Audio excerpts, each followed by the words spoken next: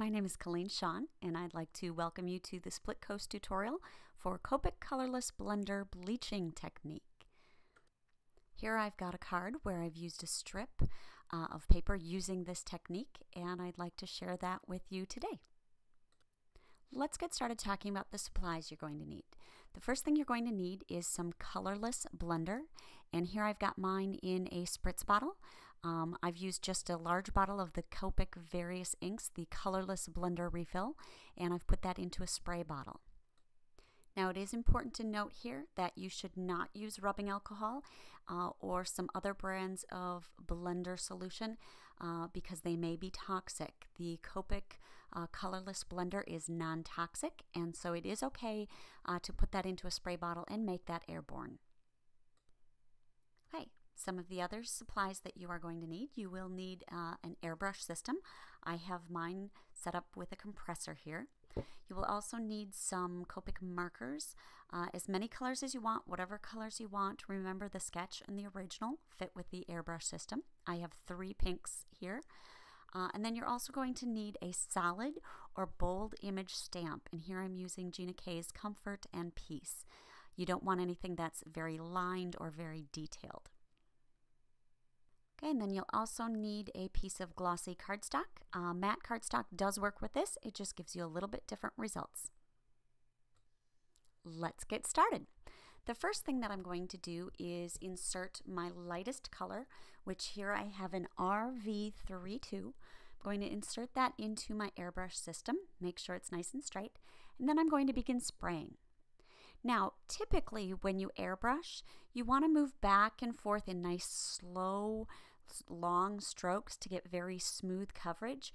But for this technique, I really want sort of a mottled look, and so I'm going to be using small circles, and you'll notice that I'm pretty close to the paper when I do this. And that's because I want lots of areas of different looks. I want some light areas and some dark areas. Okay. So continue spraying. You don't need to cover the entire paper, just so that you have areas that are nice and light, and you're going to be adding some more color as you go. You just want to basically coat the paper. Okay, when you feel like you've got enough ink for your first layer, then you can go ahead and add another color. Here I'm sticking within the same color family. I've actually got an RV34.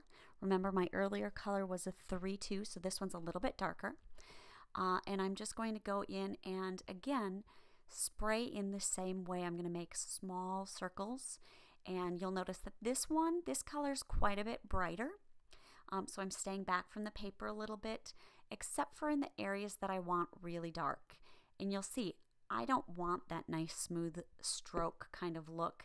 I'm going for lots of vibrant color in some areas and some areas of much lighter color. This is your project. Feel free to add as much or as little ink and as much or as little color as you'd like.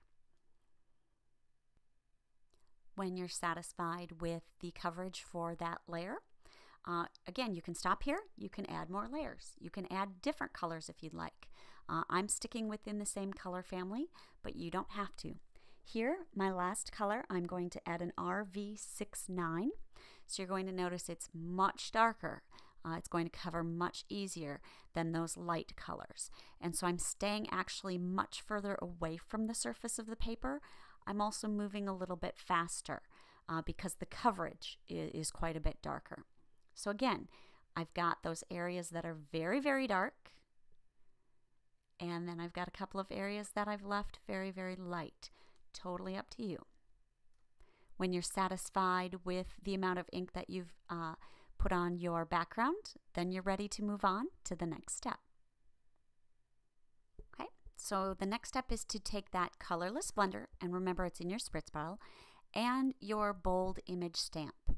Now for this step, I'm actually going to cover up my surface with some paper toweling because I'm going to take and spritz some of the colorless blender over the stamp, and I don't want it to land onto my inked background.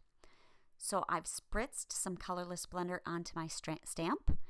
I've pressed the image down into the ink, and basically what it has done is that Colorless Blender has lightened up that background and left some of that ink right on that stamp.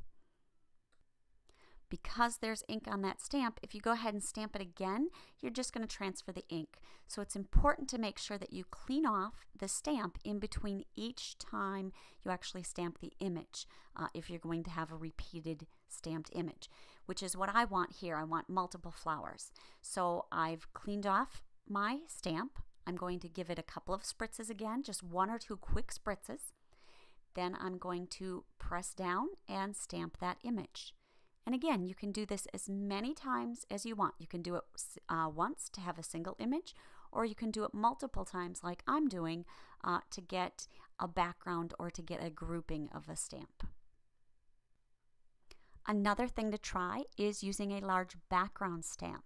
As long as it's a bold or solid image, it works great, and then you don't have to stamp repeatedly and clean off your image. You can just stamp once and get an entire sheet with the bleached out effect. So here I've got my finished row of blossoms. As soon as that dries, you can go ahead and cut it up and turn it into a card like I've done here. I've got my row of flowers.